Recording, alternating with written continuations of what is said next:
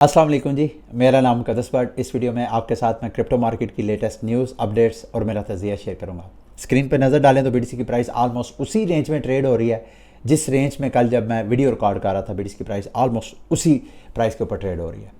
BTC की price most likely, जैसे मैंने आपको कहा था कि ये हफ्ता इतना ज़्यादा वोलाटाइल नहीं है, फिर भी आपने बीटीसी की प्राइस को 25,000 की वैल्यू को आपने वॉच करना है। अगर तो 25,000 की प्राइस ब्रेक हो जाती है, नीचे प्राइस चले जाती है, तो फिर एंड मुमकिन है बीटीसी की प्राइस जो है आहिस्ता आहिस्ता टेक्निकली देखा जाए तो फिर 20,000 तक जाती हुई आपको नज़र आ सकती है। अदरवाइज एंड मुमकिन है इस हफ्ते बीटीसी की प्राइस इसी पोजीशन को होल्ड करती हुई कभी 26,000 कभी 25,000 से ऊपर इसी रेंज में आपको ट्रेड होती हुई नज़र आए। और एंड मुमकिन है 26,000 से ऊपर भी आपको 26,200, 300, 400, 500 अनटिल अनलेस के मार्केट में क्या लेटेस्ट अपडेट आती है। अच्छा, कोरिया में ब्लॉकचेन एक कॉन्फ्रेंस, एक मीटिंग चल रही है। वहाँ पे मुख्तलिफ जो क्रिप्टो सेलिब्रिटीज़ हैं उनकी स्पीचेस हो रही हैं। सबसे पहले मैं आर्थर हेइस जो बिटफाइनेक्स के साबका जो सीईओ हैं, उनकी मैं मीडिया में जो रिपोर्ट की गई बातें हैं वो आपके साथ शेयर करना चाहता हूँ। बड़ी इंटरेस्टिंग है, ख़ुसूसन अगर आप कोई उम्मीद ढूंढना चाहते हैं, क्योंकि फ़िलहाल मार्केट जो है उसके सेंटिमेंट बैरिश है। ऑलमोस्ट मार्केट में कोई भी बंदा ऐसा नहीं है जो कि आपको होप दिला रहा हो। लेकिन आर्थर हेइस की जो स्पीच रिपोर्ट की कर रहा मीडिया, वो कह रहा है जी कि किसी भी लिहाज से देखा जाए तो अमेरिका को रिसेशन की तरफ जाना चाहिए था, और अगर रिसेशन की तरफ जाता है तो जो रिस्क एसेट्स हैं जैसे कि बिटकॉइन है, और दूसरा जो टैक्स स्टॉक्स हैं, टैक्स से रेलिवेंट जो कंपनीज हैं उनके जो स्टॉक्स हैं जैसे कि एनवीडिया है, उनको तो जिस तरह की सिचुएशन है रिसेशन की, इसमें तो जिस वैल्यू पे इस वक्त दोनों हैं इस वैल्यू पे नहीं होना चाहिए था।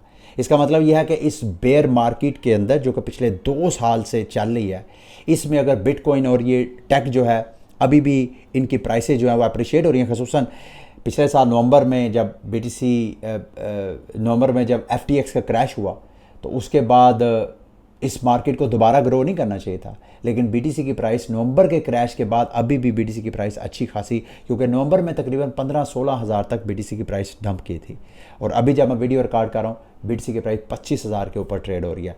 तो प्राइस अभी भी आहिस्ता आहिस्ता जो है वो ऊपर जा रही है। आर्थर हेइस ने उम्मीद दिलाई है, वो कहते हैं जी कि वेदर द फेड रेजेस और कट्स, बेशक अमेरिका अपने डॉलर के ऊपर अब इंटरेस्ट रेट बढ़ाए या इंटरेस्ट रेट कम करे, इन आइदर वे जो क्रिप्टो मार्केट है उसने US इकोनॉमी के साथ अपनी एक अंडरस्टैंडिंग, एक रिलेशन बिल्ड कर ली है।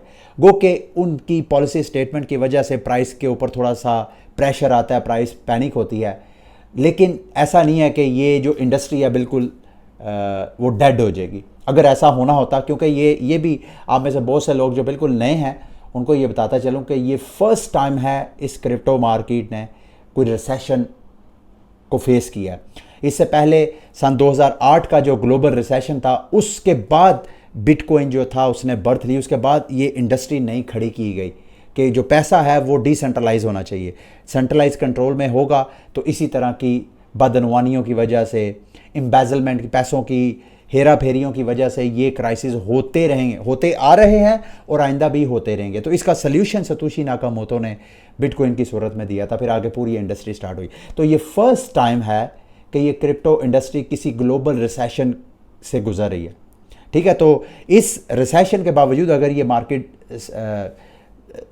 अलाइव रहती है, स्टे करती है, ओवर द टाइम ग्रो करती है, तो यू कैन इमेजिन कि जब पूरी दुनिया कि ग्लोबल मार्केट इस वक्त जो कि ग्लोबल लिक्विडिटी क्रंच है, दुनिया में पैसा जो है वो कॉन्ट्रैक्ट हो रहा है, टाइट हो रहा है, तो जब मार्केट जो है वो दोबारा खुलेगी, दोबारा दुनिया पैसा छापना शुरू करेगी, खसूसन अमेरिका, तो फिर जो कि आर्थर हेइस की जो मैंने आर्टिकल पढ़ा उसकी असेसमेंट के मुताबिक अगले 12 माह के अंदर अंदर आपको मार्केट जो है वो सही अपने जोबन में आपको नज़र आएगी। अच्छा, एक और इंटरेस्टिंग चीज़ आपके साथ मैं ज़रूर शेयर करना चाहता हूँ इस हवाले से।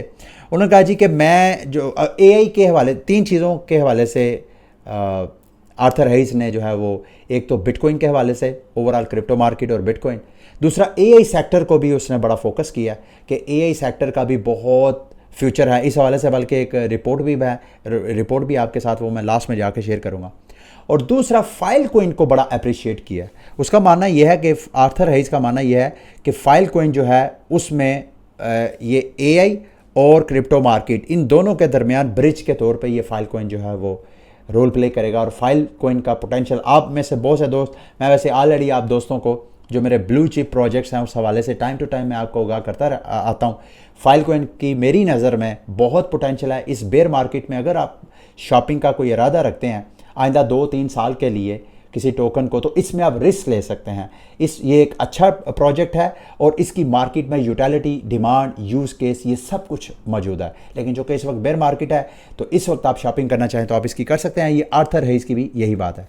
अच्छा, दूसरी इसी कॉन्फ्रेंस में, इसी ब्लॉकचेन वीक में विटालिक बटरन ने भी स्पीच किया और मुझे पहले तो पढ़ के बड़ी खुशी हुई कि विटालिक बटरन ने जो इथीरियम के ऊपर इल्ज़ाम है कि सेंट्रलाइजेशन का, कि इथीरियम एक comparing with bitcoin, Ethereum centralize एक प्रोजेक्ट है, एक ब्लॉकचेन है। तो स्टार्ट में मुझे लगा कि यार ये बड़ी अच्छी बात है कि विटालिक बटरन इस चीज़ को एड्रेस करने जा रहा है। खबरें थी कि विटालिक बटरन ने कहा कि in the longer term there is a plan, इनका प्लान है कि इथीरियम को वो इस तरह डिसेंट्रलाइज करेंगे कि इथीरियम के जो नोड्स हैं वो हम लोग अपने मोबाइल पे रन कर सकेंगे। अब नेटवर्क नोड क्या होता है? नेटवर्क नोड किसी भी ब्लॉकचेन की जो ट्रांजैक्शंस होती हैं, जो इंफॉर्मेशन होती है, उसको वेरीफाई और उसको कंफर्म करने का एक minor, in other words minor या वैलिडेटर आप कह लें। तो ये मोबाइल के ऊपर ये करने जा रहे हैं। अगर तो ऐसा हो जाएगा तो ये एक बहुत बड़ी अचीवमेंट होगी और बिटकॉइन से मैं तो कहूँगा फिर ये ज़्यादा डिसेंट्रलाइज हो सकता है। लेकिन फिर लास्ट में जाके जो 2 लाइनें मैंने पढ़ी, विटालिक बटरन ने कहा कि इसको जब हम इम्प्लीमेंट करेंगे तो इसके अंदर टेक्निकल बहुत सी कॉम्प्लेक्सिटी हैं, पेचीदगियाँ हैं, उसको सॉल्व करने के लिए हमें 10 से 20 साल का अरसा लग सकता है। बहरहाल उम्मीद, अच्छा इसमें फ़िलहाल जो बिटकॉइन की नेटवर्क नोड में ये होता है कि पूरी ब्लॉकचेन जो है आप अपने कंप्यूटर पे डाउनलोड कर लेते हैं और जब भी उस ब्लॉकचेन में नया कोई ब्लॉक ऐड होता है तो आप उसको वेरीफाई करते हैं। तो इस वक्त अगर आप इथीरियम का नोड रन करना चाहते हैं तो आपकी जो स्पेस है, जो स्टोरेज है, वो 2 टेराबाइट होनी चाहिए। तो इस वक्त मार्केट में जब मैं वीडियो रिकॉर्ड कर रहा हूँ कोई भी ऐसा मुझे मोबाइल नहीं नज़र आता जिसमें 2 टेराबाइट की हार्ड ड्राइव हो, उसमें स्टोरेज हो। ठीक है, तो फिलहाल अभी ये जो अपग्रेड करेंगे उसमें इस तरह का कुछ स्टेटलेस क्लाइंट ये कह रहे हैं कि इस तरह के होंगे कि नेटवर्क नोड को सारी ब्लॉकचेन डाउनलोड करने की ज़रूरत ही नहीं है, वो कहीं और होगी, सिर्फ ये कंफर्मेशन के लिए कमांड्स वगैरह दे सकेंगे। बहरहाल ये एक अच्छी डेवलपमेंट है इथीरियम के हवाले से। और सोलाना के हवाले से कल मैंने वीडियो अपलोड की तो आप में से कुछ दोस्तों ने कहा कि शायद मैं सोलाना के हवाले से फंड क्रिएट करता हूँ। देखें, मैं खुद भी सोलाना का इन्वेस्टर हूँ। सोलाना मेरे पास अभी भी पड़े हुए हैं और $35 की मेरी ख़रीद है। सन 2021 के स्टार्ट में मैंने बाय किए थे। अच्छा, मैं सोलाना का खुद इन्वेस्टर हूँ, लेकिन मेरा काम बीइंग अ रिपोर्टर, मैं मार्केट में जो डेवलपमेंट्स हो रही होती हैं वो मैं आपको रिपोर्ट करता हूँ, उस पर मेरा एनालिसिस होता है। एनालिसिस मेरा गलत भी होता है और अक्सर गलत होता है, तो मेरे एनालिसिस को आप इतना ज़्यादा सीरियस ना लिया करें। हाँ, मेरे जो मैं न्यूज़ वगैरह आप शेयर करता हूँ, आप मेरी न्यूज़ के ऊपर अपना एनालिसिस बेस कर सकते हैं। जिन दोस्तों को अभी इतना नॉलेज नहीं है कि वो एनालिसिस बेस करें, वो तो रिस्क ले सकते हैं मेरे एनालिसिस की बेस के ऊपर। जो ऑलरेडी मेरे से ज़्यादा समझदार है उनको यहाँ तक जाने की ज़रूरत नहीं है। बहरहाल सोलाना के हवाले से कल जो मैंने अपडेट शेयर की वो FTX के हवाले से, अभी लेटेस्ट अपडेट ये है कि लिक्विड स्टेकिंग बावजूद इसके कि मार्केट जो है वो बेयर है, लेकिन लिक्विड स्टेकिंग जो है वो पिछले साल के साथ अगर कंपेयर किया जाए जून 2022 से लेके अभी तक 292% जो है लिक्विड स्टेकिंग की मार्केट जो है वो ग्रो हुई है। अब इस वक्त जो डीफाई मार्केट है, क्रिप्टो की जो डीफाई मार्केट है, उसमें सबसे ज़्यादा जो शेयर होता था वो होता था बारोइंग लैंडिंग प्रोटोकॉल्स का। इस वक्त उनकी मार्केट शेयर कम हो गई है और इस वक्त लिक्विड स्टेकिंग की मार्केट जो है वो ग्रो कर रही है। तो इस सिचुएशन के अंदर सोलाना के हवाले से रिपोर्ट आ रही है पिछले 24 घंटों की कि लीडो के ऊपर सोलाना की जो स्टेकिंग है, लिक्विड स्टेकिंग होती क्या है? इन अदर वर्ड्स, जब आप ये प्रूफ ऑफ स्टेक ब्लॉकचेन के टोकन जो है जब आप बाय करके स्टेक पे लगा देते हैं तो आपको उसके बदले रिवॉर्ड मिलता है। तो लिक्विड स्टेकिंग, और वो आपके जो टोकन आपने स्टेक पे लगाए हैं वो लॉक हो जाते हैं। लिक्विड स्टेकिंग का मतलब यह है कि आप जब टोकन स्टेक कर लेते हैं तो वो आपके टोकन जो है वो लॉक नहीं होते, बल्कि जिस प्लेटफॉर्म पे आप लॉक करते हैं अगर वो लिक्विड स्टेकिंग प्लेटफॉर्म है तो बदले में आपको वो लिक्विड टोकन दे देता है, यानी कोई और पैच टोकन दे देता है। तो इन अदर वर्ड्स आप स्टेकिंग भी कर रहे होते हैं और आपके फंड्स भी अनलॉक होते हैं, अगर आपको ज़रूरत हो तो वो कहीं भी आप जाके यूज़ कर सकते हैं। तो ये मार्केट ग्रो कर रही है। सोलाना के हवाले से खबर ये है कि लीडो जो कि मार्केट का सबसे बड़ा लिक्विड स्टेकिंग प्लेटफॉर्म है, उस पे सोलाना की डिमांड, लिक्विड स्टेकिंग टोकन की डिमांड गिरने की वजह से अब उसको ऑपरेट करना मुश्किल बन रहा है। अब प्रपोजल पेश की जा रही है कि जो लिक्विड का कम्युनिटी गवर्नेंस है वहाँ से उनके ऑपरेशन चलाने के लिए वहाँ से फंड लिए जाएं, ताकि अगले 12 माह 1 साल तक इसको सोलाना की लिक्विड स्टेकिंग को फंडिंग की जाए, उसको ऑपरेशनल रखने के लिए। यहाँ तक बातें आ रही हैं। तो ये सिर्फ मैं आपको रिपोर्ट कर रहा हूँ। अच्छी ऐसा नहीं है कि सब बुरा है, अच्छी चीज़ें भी हैं। मिसाल के तौर पे अच्छा लीडो फाइनेंस के जो अपने अगर आप पे जाएंगे तो यहाँ पे फ़िलहाल 3 प्रोटोकॉल्स के आपको नज़र आ रहा है। इथीरियम आप इनके प्लेटफॉर्म के ज़रिए स्टेक कर सकते हैं, पॉलीगॉन और सोलाना। जब आप स्टेक करते हैं बदले में ये आपको टोकन देते हैं, उन टोकन्स को लेके आप किसी और जगह जाके कोई और एक्टिविटीज़ करके तो आप उधर से बेनिफिट उठा सकते हैं। ठीक है। जो मैं आपको कह रहा था कि सोलाना के हवाले से अच्छी न्यूज़ भी है। वीज़ा ने अपना जो स्टेबल कॉइन का पायलट प्रोजेक्ट कर रहे हैं क्रॉस बॉर्डर पेमेंट्स को स्पीडी करने के लिए, उस हवाले से उन्होंने सोलाना को भी टेस्ट किया और सोलाना की ब्लॉकचेन को इस वजह से किया क्योंकि सोलाना में जो ट्रांजैक्शन फ़ीस है वो कम है और सोलाना की स्पीड बनिस्बत इथीरियम वो भी ज़्यादा है। तो सब अच्छी बुरी चीज़ें नहीं है, कुछ अच्छी इन्फॉर्मेशन भी है इस हवाले से। अच्छा जी, अब साइनैप्स जो कि एक क्रॉस चेन ब्रिज है, वहाँ के जो लिक्विडिटी प्रोवाइडर वेंचर कैपिटलिस्ट हैं, नीमा मार्केट शायद उनका नाम है, उन्होंने जो टोकन इनको मतलब उन्होंने लिक्विडिटी प्रोवाइड की थी $40 मिलियन की इनके प्लेटफॉर्म के ऊपर। क्रॉस बॉर्डर ये ब्रिज है, यानी अगर आपके पास इथीरियम की चेन में कोई टोकन पड़ा है और आपने वही टोकन किसी और चेन में शिफ्ट करना है तो उस तरह का ये प्लेटफॉर्म है। और चूँकि वो मार्केट मेकर जिसने $40 मिलियन की लिक्विडिटी प्रोवाइड की थी, उनको इन्होंने अपने टोकन ग्रांट किए थे कि भाई थैंक यू, आपने हमें लिक्विडिटी प्रोवाइड की है, ये हम बदले में आपको टोकन देते हैं। उसने 6 माह का अभी भी टाइम था, 6 माह इन्होंने मज़ीद उनके टोकन को होल्ड करना था। 6 माह पहले ही उसने खबरें मार्केट में कि इनके टोकन को डंप किया। प्राइस कोई बहुत ज़्यादा साइनअप की कोई डंप नहीं हुई, बहरहाल कोई 30% के करीब प्राइस डंप हुई थी। अभी दोबारा वो प्राइस अच्छी खासी रिकवर कर भी चुकी है, मेरा ख्याल है 10-15% ऑलरेडी रिकवरी हो चुकी है। बहरहाल ये इस तरह की मार्केट में, चूँकि मार्केट में बेयर सिचुएशन है, इस बेयर इन्वायरमेंट के अंदर जो वेंचर कैपिटलिस्ट है वो भी डरा हुआ है, वो भी, उसको भी एतमाद नहीं है कि होगा क्या इस सारी सिचुएशन में। ठीक है। डोजकॉइन की प्राइस जो है वो पिछले 24 घंटों में थोड़ा पंप करती हुई नज़र आ रही है, स्क्रीन पर आपको नज़र आ रहा है। ख़बरें हैं कि इलन मस्क की बायोग्राफी आ रही है 13 सितंबर को, उसमें डोजकॉइन के जो इन्वेस्टर्स हैं वो थोड़ा होप कर रहे हैं कि वो कुछ ऐसी स्टेटमेंट बायोग्राफी में आएगी तो शायद उसकी वजह से डोजकॉइन की प्राइस जो है वो पंप करे, क्योंकि कहा जाता है कि सीक्रेटली डोजकॉइन जो है, डोजकॉइन की बनाने में, डेवलप करने के पीछे सीक्रेट फंडिंग इलन मस्क ने की थी। तो ये सारी बायोग्राफी मैं खुद भी वेट कर रहा हूँ, मैं कोशिश करूँगा अगर मैंने खुद वॉच की तो मैं आपके साथ उसका लिंक वगैरह शेयर करूँगा। ठीक है। अब आते हैं जी, आप लोग मेरे से पूछ रहे थे कि कूकॉइन की प्राइस क्यों डंप कर रही है। मैं चेक कर रहा था कि जो दीगर टॉप एक्सचेंजेस हैं जैसे BNB है, जैसे OKB है, अगर आप इनके एक्सचेंज के टोकन देखें तो ये मुसलसल अपनी एक ख़ास प्राइस रेंज को होल्ड करके बैठे हैं, ज़्यादा क्रैश नहीं हुए।